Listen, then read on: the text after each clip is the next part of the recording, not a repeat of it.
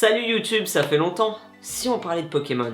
Alors, j'ai déjà parlé de jeux vidéo ici, j'avais même joué à un émulateur de Pokémon Or en 2020, car je l'avoue, je suis un très grand fan de cette licence. Et justement, ces derniers mois, il y a eu beaucoup d'actualités Pokémon, notamment avec la sortie du tout nouveau Légende Pokémon Arceus. Mais ce n'est pas de celui-ci dont je vais vous parler aujourd'hui.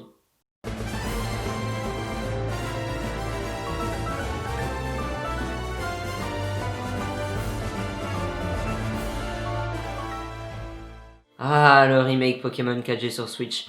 Il a fait pas mal de bruit celui-là, et pas en bien. Des bugs de partout, une maniabilité bancale, des graphismes pas terribles. Il a bien dégusté.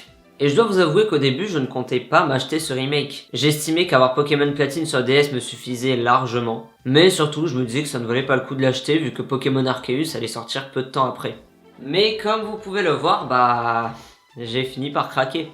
Qu'est-ce qui m'a fait changer d'avis ? Justement, d'une part, Pokémon Platine. Pokémon Platine est un des jeux que je n'avais jamais terminé, étant bloqué au dernier combat contre le rival juste avant la ligue. Et il y a quelques mois, j'ai décidé de recommencer le jeu pour le redécouvrir, mais aussi pour le finir pour de bon. Et je l'ai vraiment adoré. Il est passé top 2 de mes Pokémon préférés, le premier étant le remake de la 2G. Sans compter la série Donjon Mystère, évidemment. Quand le remake de Diamant et Perle est sorti, j'ai regardé pas mal de lives sur ces jeux. Et j'avoue, ça m'a donné envie de faire l'aventure de mon côté. L'idée de rejouer à la 4G sur grand écran avec de nouveaux graphismes et des musiques remixées, j'avoue, ça m'a hypé. Je l'ai eu pour Noël, j'ai joué une 40aine d'heures et j'ai pris des notes tout au long de mon aventure. Cette vidéo est donc une synthèse de mon expérience et de mon avis sur le jeu. Prenez-la vraiment comme l'avis totalement subjectif d'un fan de la licence Pokémon. Je ne vais rien vous apprendre, c'est pas le but, je vais simplement vous donner mon ressenti. Sur ce, bonne vidéo.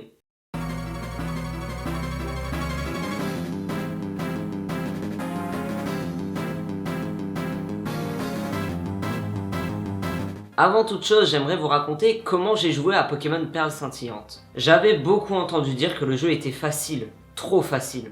Et comme je venais de finir l'aventure sur Platine et donc que je connaissais bien le jeu, je me suis dit, pourquoi ne pas faire le remake en Nuzlocke ? Je n'avais jamais fait de Nuzlocke auparavant, j'ai toujours joué à Pokémon de façon classique. Donc pour mon premier challenge, je me suis imposé qu'une seule règle. Un Pokémon KO ne peut pas être réutilisé. Donc oui, je suis d'accord, ce n'est pas 100% un Nuzlocke. Mais c'est plus simple de dire que ça en était un. Au début de l'aventure, franchement ça allait, c'était plutôt simple, mais les choses se sont vite corsées. Le problème c'est que je ne réfléchissais pas assez. J'y allais au feeling en espérant que ça passerait. Et le pire, c'est que ça passait au début, donc forcément, j'ai pris la confiance. Mais quand j'ai perdu mon Mustaflot niveau 40, un de mes Pokémon préférés, j'ai commencé à me remettre en question. J'ai donc commencé à élaborer de réelles stratégies. J'avais toujours le tableau des types sous les yeux et j'étudiais chaque combat important qui m'attendait dans le but de m'y préparer au maximum. Et d'ici jusqu'à la ligue, je n'ai eu aucun game over, ni grande perte. Mais vous vous demandez sûrement, la ligue, justement, ai-je réussi à la faire sans dégâts ? La réponse est oui. J'ai battu la ligue avec brio, sans grande difficulté, malgré quelques coups de pression. Donc je vais être honnête, j'étais fier de moi. Mais les problèmes sont arrivés juste après. J'arrive devant Cynthia, plutôt confiant, mais surtout très excité car j'avais attendu ce combat avec impatience. Maintenant, je n'avais qu'une seule hâte, mettre ces Pokémon KO un par un. Et c'est ce que j'ai fait. Ça m'a beaucoup fait suer, mais ces 5 premiers Pokémon sont tombés au combat. Le drame a commencé quand Cynthia a envoyé le Pokémon le plus redouté de tous, Karchakroc. Le problème de ce Pokémon et ce qui fait sa force, c'est qu'il a Danse Lame. C'est une attaque qui lui permet de booster ses prochaines attaques. Et ce qui devait arriver est arrivé. Il a one-shot tous mes Pokémon un par un après avoir utilisé Danse Lame. Le game over est tombé et moi avec. Sans rire, j'étais dépité d'avoir perdu mon premier challenge. Mais j'ai relativisé en me disant que ce n'était pas si grave que ça, et que je pouvais être fier de moi d'être allé aussi loin dans l'aventure. Puis je me suis dit, ok, j'ai perdu, mais je veux réaffronter Cynthia. Je veux ma revanche. Et surtout, je voulais me prouver qu'il était possible de gagner ce challenge. J'ai donc relancé ma partie et en sauvegardé avant Cynthia, et j'ai recommencé en gardant ma règle du Nuzlocke. Et le même schéma s'est répété. Tout allait bien jusqu'à Karchakroc qui m'a encore une fois amené au game over. Mais je suis persévérant et j'ai réessayé une 3e fois. Et cette fois-ci, c'était la bonne. En réalité, je vais être sincère avec vous, j'ai eu beaucoup de chance. J'ai envoyé mon Tritosaur face à Karchakroc et j'ai utilisé Laser Glace. Le but étant de lui faire un maximum de dégâts vu qu'il a une faiblesse au type glace, justement. Et voilà ce qui s'est passé.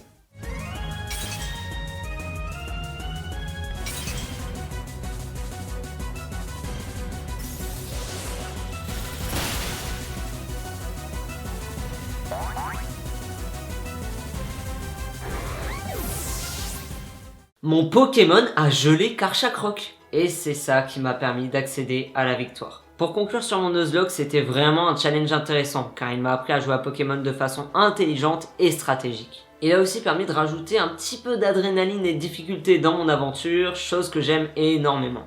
Donc certes, j'ai perdu ce défi, mais j'en suis ressorti en dresseur plus mature, prêt à relever de prochains challenges.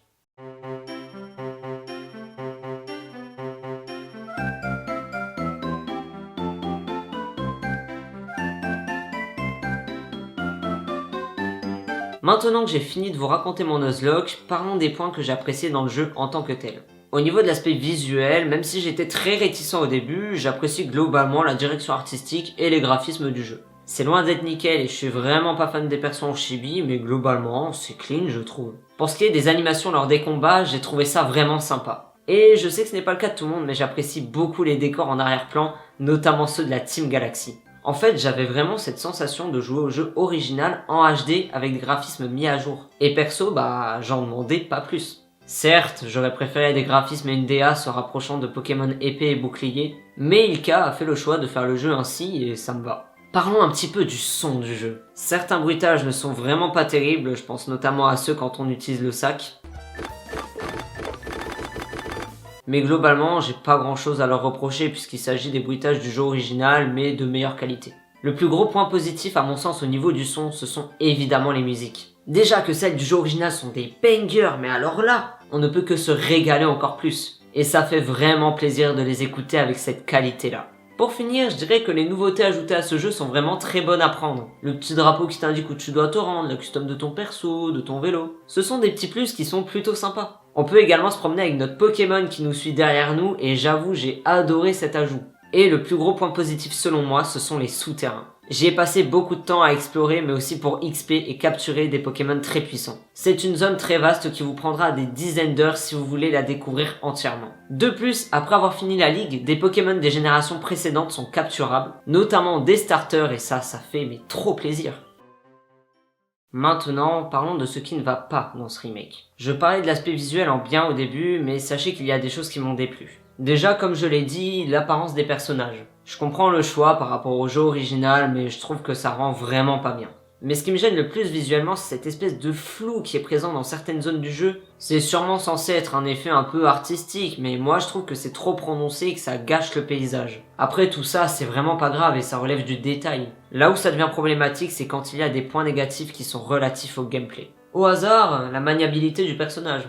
Elle n'est vraiment pas optimisée, sans parler du vélo qui à mon sens est incontrôlable à grande vitesse. Ce qui vient aussi gâcher l'expérience de jeu, c'est cette espèce de temps de latence qu'il y a quand on croise un Pokémon sauvage dans les grandes herbes. Genre, mon personnage reste bloqué 2 secondes par moment avant que le combat se lance. Et je pense que nous sommes tous d'accord pour dire que le gameplay c'est un des points les plus importants dans un jeu vidéo. Donc les problèmes de maniabilité et de latence sont à mon sens peu pardonnables.